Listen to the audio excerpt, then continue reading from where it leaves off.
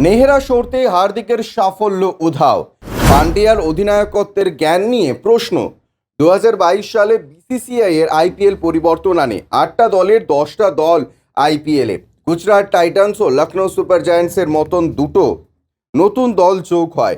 প্রথমবার খেলতে নেমেই জিতে যায় গুজরাট টাইটান্স। প্রথমবার অধিনায়কত্ব করতে নেমে তাক লাগিয়ে দেন হার্দিক পান্ডিয়া। প্রথমবার দলকে চ্যাম্পিয়ন করার পর দ্বিতীয়বার তিনি দলকে রানার্স আপ করেন। আইপিএলের শেষ 2 বছর স্বপ্নের সময় কাটলেও এবার খেই হারিয়ে ফেলেছেন হার্দিক। গুজরাট টাইটান্স ছেড়ে হার্দিক পান্ডিয়া এবার যোগ দিয়েছেন মুম্বাই ইন্ডিয়ান্সে। অধিনায়ক হয়ে নিজের পুরনো দলে ফিরলেও হার্দিক সেটা ভালো হয়নি। পরপর 3টে ম্যাচে হেরে নিন্দার মুখে পড়তে হয়েছে তাকে।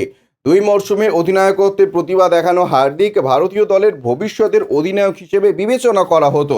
আন্তর্জাতিক টি-20তে ভারতীয় দলের অধিনায়কত্ব করতে দেখা গিয়েছে তাকে।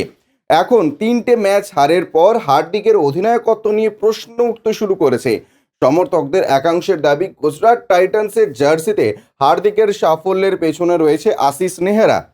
গুজরাট টাইটান্সের গত 2 মৌসুমে আশিস নেহরাকে মাঠে থেকেই তাঁর দলকে নেতৃত্ব দিতে দেখা গিয়েছিল। তিনি ব্যাটিং বা বোলিং সব কিছুতেই এগিয়েছিলেন।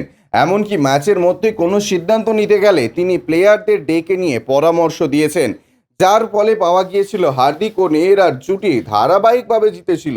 এবার মুম্বাইয়ের খারাপ পারফরমেন্সের জন্য মনে করা হচ্ছে আশিস নেহরার অনুপস্থিতি। তিনি ম্যাচের পরিস্থিতি অনুযায়ী যেভাবে ফুটবল ম্যানেজারদের মতন ম্যাচ পরিচালনা করতেন, সেটা এখন মুম্বাইতে করার মতন কেউ নেই। Bureau report, UG news.